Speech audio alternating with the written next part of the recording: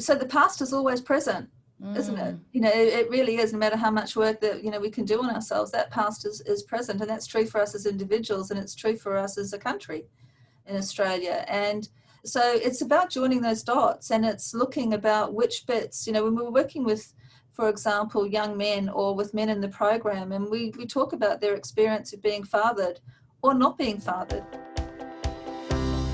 Welcome to the Kind Boss podcast, brought to you by Outsourcing Angel, an Australian-based social enterprise that specializes in helping business owners free up their time and reduce staffing costs while helping to create employment opportunities for people in developing countries. Visit outsourcingangel.com today. Now, let me welcome your host, Linh Podetti. Hello, kind listeners. I'm your host, Linh Podetti. Today, we'll be speaking to a kind boss, Rosie O'Malley, CEO of the Domestic Violence Prevention Centre. Rosie has worked with the DVPC since 2009, starting as the manager of the Men's Domestic Violence Education and Intervention Program, and took on the role of CEO in 2016. With a strong background in criminology and vast experience working at probation and parole, she has dedicated her life to sharing best practices for men's programs, fathering programs, and integrated responses to help families deal with challenging domestic situations. Listen on as she shares her passion for finding a common purpose and framework by which government agencies and NGOs can work together to improve the safety and well-being for those living with or leaving domestic violence.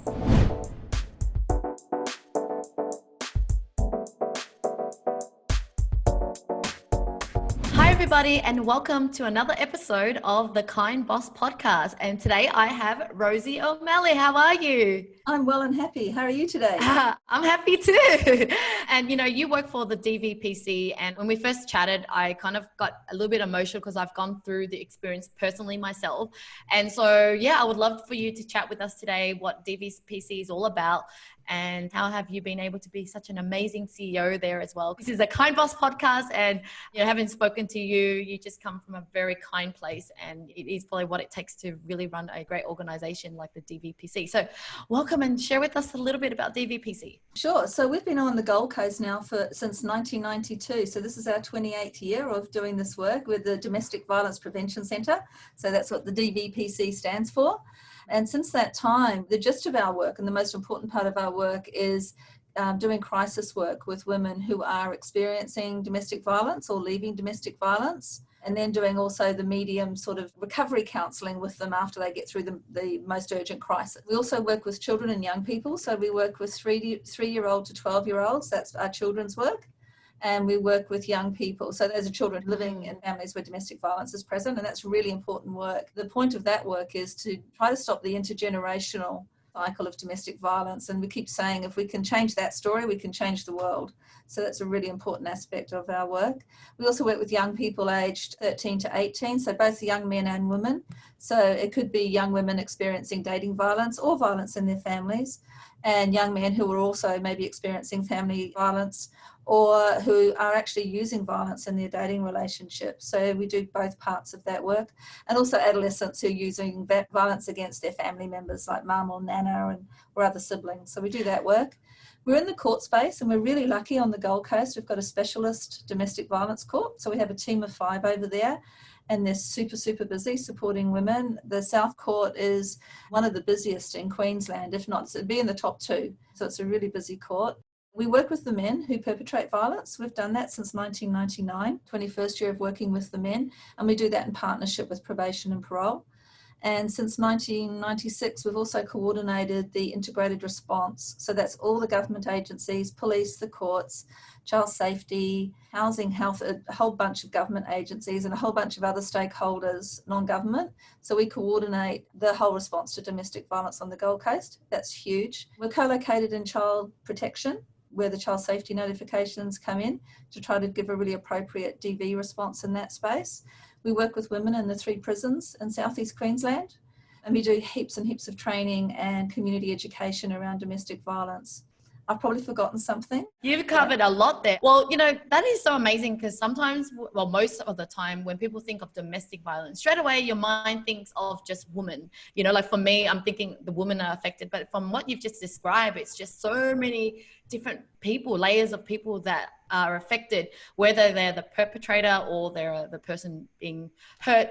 Yeah, tell me more, because I was reading a little bit. You've even worked with the men who's perpetrating. So tell me more about that. So I've been doing that work, like I said, since 1999. So, it's an interesting thing as a women's service dedicated to supporting women and children to work with the perpetrators. But the women and the children can't stop the violence. Like the best chance we have of ending domestic violence is working with the men to really look at what makes it okay for them to commit that violence, and to give them, it's not fair just to, point your finger and say, you don't do that anymore. You have to give them the alternatives. So we have to get them, and it's really about inviting them into a critical thinking dialogue and getting them to see the impact that their behaviour has had, not only on themselves, but on the people around them, and often the people that they say that they love.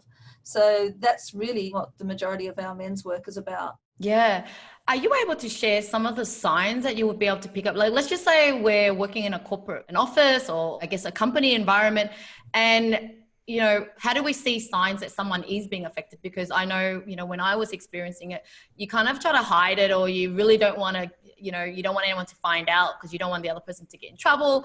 You kind of want to be helped, but you don't want to be helped. So it's kind of a very gray area. If you're the work colleague or if you're the manager, like how would you be able to spot that something's up? That's a really great question. And we actually do work in the corporate world. We do recognise, respond, refer training. So recognise the DV in the workplace, respond appropriately so you don't actually make things worse.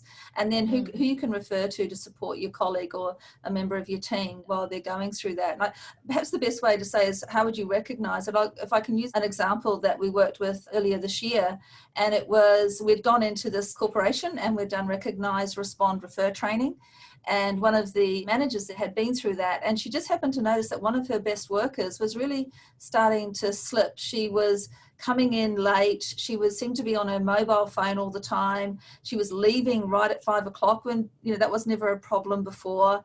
And she was really stressed and anxious in the workplace, and just wasn't her usual self and not doing her usual amazing work that she'd been doing previously. And her manager brought her into her office and, just asked her anything that was going on, anything she could support her with. And she burst into tears and told her she had started a relationship with a man about 9 weeks previously, and it had really gone downhill very quickly. And he was monitoring her phone. He was always asking what she was doing at work, demanding that she came home straight away. There was a lot of coercive control, a lot of threats and intimidation. There'd been some other, not physical violence, but sexual violence in that relationship. She just wasn't able to focus on anything going on at work. And the manager invited her to call us from her office, which she did.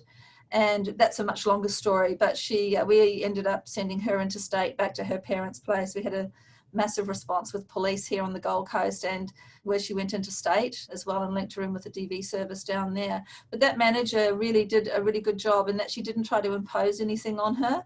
She just asked the question. She suspected something was up, asked the question, didn't panic when the answer came back, responded really appropriately, and just said, would this be helpful? Would this make things worse? And really left the autonomy in that decision up to her. And then she responded by offering, to support her through, whatever was going to be happening in the next month or two. Hopefully that explains how you might be able to pick it up. Yeah, I mean, because if it's a physical abuse, then it's probably obvious because you can see something. Okay, so even in a case of something physical, like how do you best approach it, I guess? Because I remember when I was physically abused when I was younger, and when the doctor said, your eyes don't look right, and I was like, oh, no, I just bumped into something, and he kind of, oh, okay. What are the chances of people kind of know, but they're not saying anything, or they actually don't know? Because I'm feeling like he probably doesn't want to get involved. What's your advice around that? I think in a doctor situation, that's slightly different from the workplace, but what women tell us, and what we know from working with them over the nearly 3 decades, is that women don't talk because we haven't made it safe for them to talk. And exactly what you said is really, really true. You don't know what's going to happen. You assume that maybe they didn't want to have the conversation because they're really uncomfortable with it. Or if I say what's really going on, what's going to happen? Are they going to over respond and make things worse? And so the best way you can respond is just to notice it. Wow, that looks sore. How's that feeling? It looks a bit uncomfortable. Just know that you've noticed it.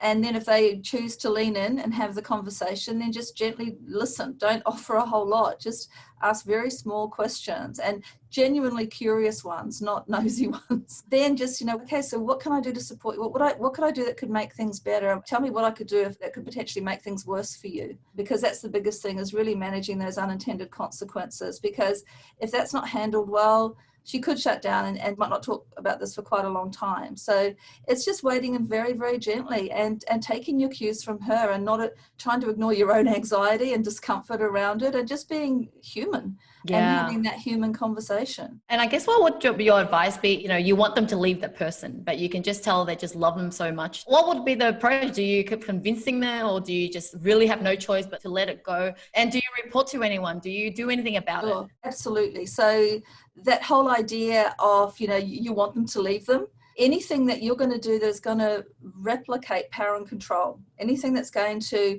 make it feel like she doesn't have a choice in this. She's already living with that potentially at home. The last thing she needs is to have that from colleagues or family or friends. She's already, living with this. Our philosophy here at DVPC is to work with women where they're at. So we're not going to be that organisation who's trying to impose anything on that person. And, quite often, if you think about it, when do most DV homicides happen? If you read in the paper, it's generally when women are trying to leave those situations. We had Hannah Clark up here in Queensland in February, and her 3, perfect children, killed. And it happens time and time again. So actually wanting her to leave and even suggesting that could be the most unsafe thing that you're suggesting to her to do.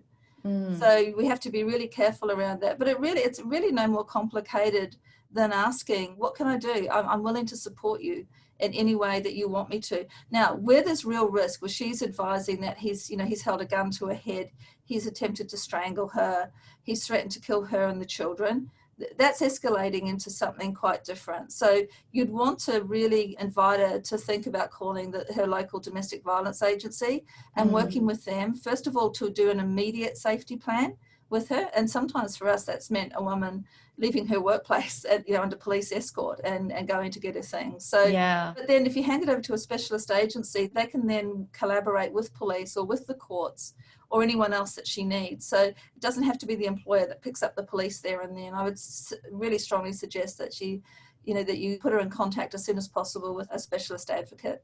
Yeah. And based on your experience so far, has it always been kind of really long-term relationships that people stay in, or is it this could actually happen in a very short-term relationship? It's both. And to be honest, the sooner that this behaviour becomes evident in a relationship, that's actually a really bad sign. I keep saying that domestic violence is kind of like a dripping tap. The first drop won't kill you, but over time it absolutely will take your legs out. Usually it is a much slower process of coercive and control and getting people to behave in the way that you want them to behave. So if it's happened really quickly, if all of a sudden you've got a friend and within 2 weeks of meeting someone, they're moving in with him, and 2 weeks after that she's pregnant, that's a really concerning sign, because it's that love bombing, the charmed and dangerous, he's everything, I've never met anyone, you're the only one that can save me type of approach. And they're not good signs in a relationship at all. So it can be both. And are there a kind of typical profession that you find that there's more people that are in domestic violence, or not? It's just kind of, it could look in different shapes and forms, I would say. If we're talking about 1 in 3 women experiencing domestic violence and 1 in 5 experiencing physical and sexual violence, literally, we have some very well-known people on the Gold Coast to access our service, and we have the whole continuum. And the same with the men on our men's program. We have doctors, we have headmasters, we have pilots, we have millionaires, and we have the guy who does the road marking, and we have the one who's out of work at this time. So it really is across society, which says something in itself. Yeah. And how has things been during the pandemic and during this whole year's difficulties? Yeah, it's been interesting. Certainly for some women, we've had to engage with them differently. And for some women, it hasn't been safe for them to keep engaging with us. And we've had to find other ways of just making sure they're okay. I just saw some data just before I came on to speak to you, actually, because we're monitoring every week just to make sure that we're responding to what's changing. And we have certainly seen an increase in the number of women who have never engaged with us or who have never engaged anywhere in the system before. So that's been coming out. That's been a trend right through COVID of new women coming to us and going to court or calling police. So that's really interesting. Maybe it's being shut down with that person and realizing just how small their life has become, and that it's not necessarily safe or good for them to remain in that relationship. We've also seen an increase in family violence, especially adolescents using violence against parents during this time. Wow, I never thought of that either. Tell me more about that. Like, what is happening and what does it look like? Yeah. Well, what mothers are telling us is that especially some of the older teenagers, so the 17, 18-year-olds who've got extra Centrelink payments during this time, have more money to buy alcohol or better drugs. So that's been difficult for them. They're also not able to go and associate with their friends or be out of the house as much. A lot of that anger and tension is building up in the house. So that's been an interesting, and also these are mostly children or young people who have actually witnessed domestic violence growing up as well. So their go-to way of dealing with things is do it externally and push that discomfort outwards and onto other people. Yeah. So how much of it is the program really about fixing, I guess, the past and the mental maybe traumas that people have gone through? That because even as a woman, you might, like for me, I personally was attracting the bad boys because I was missing the love from my family, my parents, my dad. And then I was just looking for validation, and I was almost just, I was choosing to be in those positions. You know, I was choosing to kind of be treated in that way because I was kind of messed up mentally. So how much of it is the program really about like going deeper into someone's psychology and background? So the past is always present. Want to make a difference in others' lives? Join us in providing food, medical supplies, and daily living necessities to tribal communities living in extreme poverty in the Philippines. For as little as $50, you can feed a whole village and have peace of mind that 100% of your donations goes directly to those in need. Be a part of our OA Love projects and visit outsourcingangel.com. Isn't it? You know, it really is. No matter how much work that, you know, we can do on ourselves, that past is present, and that's true for us as individuals, and it's true for us as a country in Australia. And so it's about joining those dots, and it's looking about which bits, you know, when we're working with, for example, young men or with men in the program, and we talk about their experience of being fathered or not being fathered. Quite often they haven't had role model, or they've had really abusive ones. And which bits do they want to do the same, and which bits do they want to do differently? And getting them to critically think, now what's been the impact on you? What does this mean for you? What does it mean for the people around you if you don't stop and take this time to work these things out and join some dots and work out if you want your future to be the same as it is now, or the same as it's been in the past. Yeah. What are the chances of really helping the perpetrators? Because I know, you know, as a person on the receiving end, of course, you cannot handle that and you're wanting to fix yourself to never get there. But as a perpetrator, sometimes I feel like they are just so hard-headed, or they are just nasty. Or what are the chances of them wanting to change and go, I don't want to hurt someone anymore? Yeah. So all the men that come on our programs are actually mandated through either the court or through probation and parole. So we work completely with mandated men. Others might argue that there's a difference between working with mandated men and working with men who self-refer or who are partner mandated. You know, you better go get yourself sorted or I'm leaving you. Or through the child safety system, they can be mandated, you know, which it's not seen really as mandated in the sector, which is really interesting.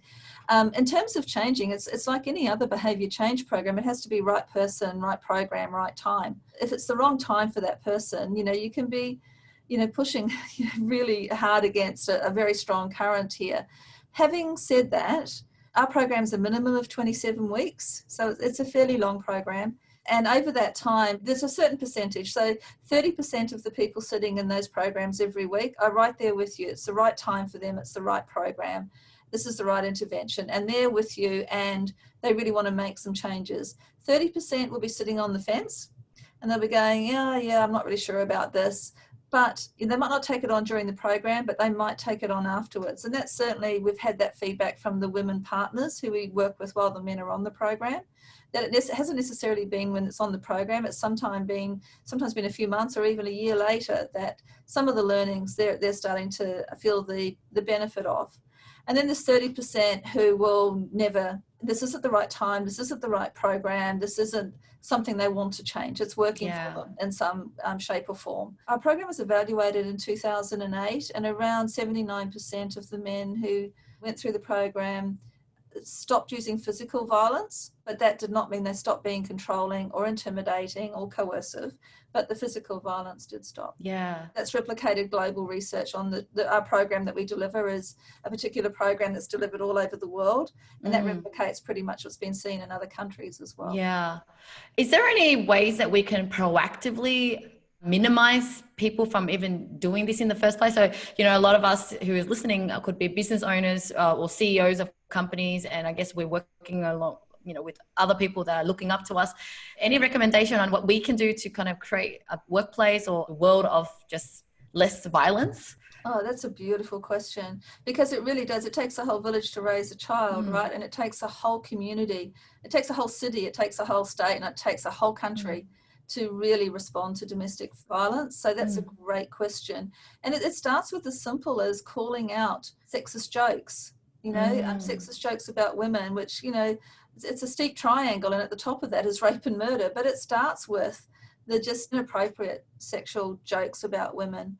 It starts with what we're telling our little girls to expect in relationships and how they should be and how their partners should be, and to our little boys about, you know, how they should be a man and how they should be a man in a relationship and what to expect and what not to expect from your partner. So it's really all the way through. But in terms of corporate world, there are some big companies in Queensland starting to step into this space, and it's really encouraging, and doing this gendered work and looking at their own policies and looking at the composition of their own workplace. It's really dismantling, you know, the whole house made of sand of the, you know, these gender identities of what women can do and of what men can do, because I don't think it serves men well either.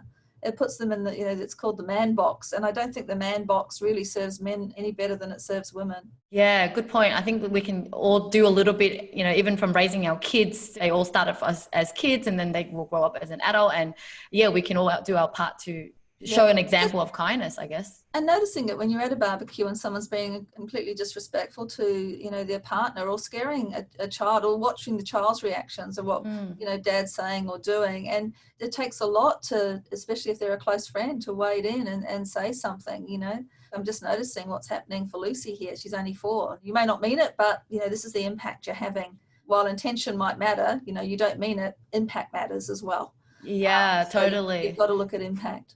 Yeah, a lot of my guests always say, you know, kindness is not about being nice. It's being able to be willing to, you know, not be liked and say the things you need to say to do the right thing, so that we can. Yeah, that's right. So as a CEO of the DVPC, what are the goals? What's the company goal? Where are you seeing the future of DVPC? Sure. So our vision is to bring about lasting solutions to end the harm caused by domestic and family violence. So we can't, as an organisation, end domestic and family violence, but our organisation is trying to minimise and end the harm and the impact caused by it. So that's our vision.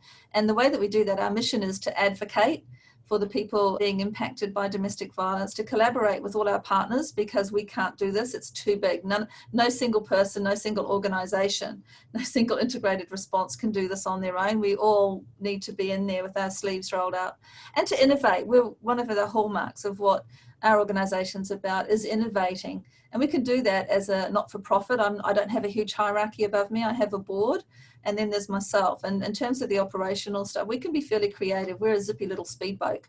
We're not this ocean liner that takes, you know, a huge hierarchy to change us. So we can be very innovative, and we have been. We've leaned in. The men's work wasn't really something that a lot of women's agencies jumped into in the late 90s or the mid 90s. We also have a program for women who have been named as respondents. So the ones causing that, and that's, you know, that's still contentious. Our feeling is that 95% of those women we've worked with as victims.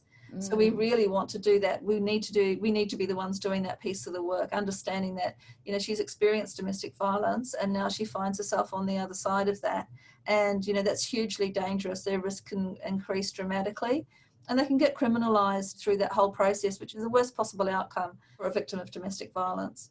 Well, thank you. How do people connect with you, Rosemary? The website's pretty good. Yep. So we get about 10,300,000 people accessing our website, which is really funny to us as a small little regional DV service. And about 10 million people, just over 10 million, download our resources from there. There's a really good resource on there called the Purple Book. And that's a great resource no matter where you are for really just thinking about what you're experiencing, taking you through some safety planning and giving you some options about what you might want to do in terms of engaging with the system or a DV service. So please feel free to download that. And there's things on there how you can support us. There's heaps of things regarding events and training and other things that we offer as well. Well, I'm going to go to my next segment. This is a kind of the fun bit, so we get to know Rosie a little bit. Sure. All right. Number 1, holiday in Fiji or New York? Oh, New York. Definitely New York. I went there in 2011 and America was never on my bucket list, but there's something about that city. It's compelling and completely seductive. Love the Guggenheim, love Central Park, love the shows. That place has an energy. Wow, interesting, because there's always people who hates it or loves it. There's no in between I've seen. For me, I personally was expecting a lot more glamorous for some reason, because maybe of the Sex and the City. But then I saw the rubbish everywhere and I'm like, oh. Yeah, right. Number 2, you prefer flowers or gift voucher? I would have to say I prefer flowers growing in the garden than in a vase. And I would much rather have a gift voucher because I have no control issues, not at all, but I like to choose what I like. 3rd one, you prefer chocolate cake or donuts? On any given day, probably both. Actually, I'm not a big sweet tooth. I'm more of a savoury tooth. So if you offered me pizza and chocolate cake, that's an easy answer for me. Compassion or courage? Maya Angelou, the great American poet, said that of all the virtues, courage is the most important, because without courage, you can't do any of the others. So I'm going to choose courage. Love that. Love that. That's really compelling. Even the way you explained it was just boom. All right, last one. Hugs or kisses? Both on any given day, and lots. Yeah. But hugs you can give to anyone, right? They're not too intimate, right? Kisses feel more intimate. And I'm a hugger, I have to say. And with certain people, I can be a kisser as well. So cute. Well, that's my 5 questions there. I've just got 2 more before I can let you go. This is the Kind Boss podcast. I would love to hear from you. What does a kind boss mean to you? I think it's making it safe for your colleagues to bring all of themselves into the workplace and not just feel like a robot, doing a role or just a cog in a wheel, that they can bring all of themselves. And that's, the good parts and the bad parts. And it's safe. It's safe here to do that. It's about finding out what's important to an individual or to a team in the organization, and asking what you could do to support that. What could I do that would be helpful, that would make it better? And by the way, is there anything I'm doing that I could do that's going to make it harder for you or make it worse? It's about allowing people to be, who they are, not their best selves. They can bring their worst selves and, we'll still take them. And as long as, they're not doing harm to the people we work for, which is the women and children and young people. And I guess it's also about being curious and being interested in people and being genuine. I think people know when you're not being genuine. It's really hard to fake. Yeah. And I think being genuine and being yourself, I keep saying, it's be absolutely positively who you are. You wouldn't be working here if we didn't like that. If we didn't see that at recruitment time. So it's all of those things. It's not one thing. It's never just one thing, is it? It's a whole bunch of things. Yeah, beautiful. You've explained it so well. Thank you. My last question for you, Rosie, is what do you want the world to remember you for? Being fair. Ethical decisions and integrity is really important to me, and equity. I hope people would say that whatever decisions I made, it was always with equity in mind. Being kind, and kind as defined by all of those things I've just said. I had radical hope, and I believed that things could change. And the way that women and children currently experience violence in their relationships, this can't be as good as it gets. I think I'd like to hope that people believe that I had radical hope, because I do. That I genuinely care about the people I work for, the women and children and young people who come through these doors, and the men we work with, and for everyone that I work with.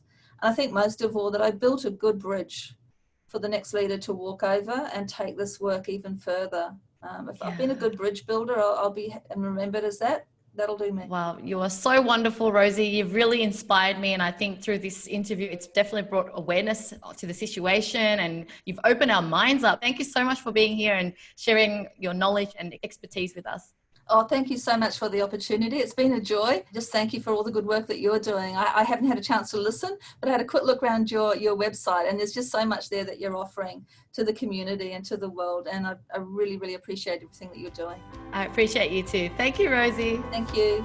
Thank you for joining our podcast today. We hope this interview has inspired and humbled you to be a kind boss. Please don't forget to subscribe to our channel and let us know what you think about our show. If you have any questions, please visit outsourcingangel.com. Until then, stay kind and spread love.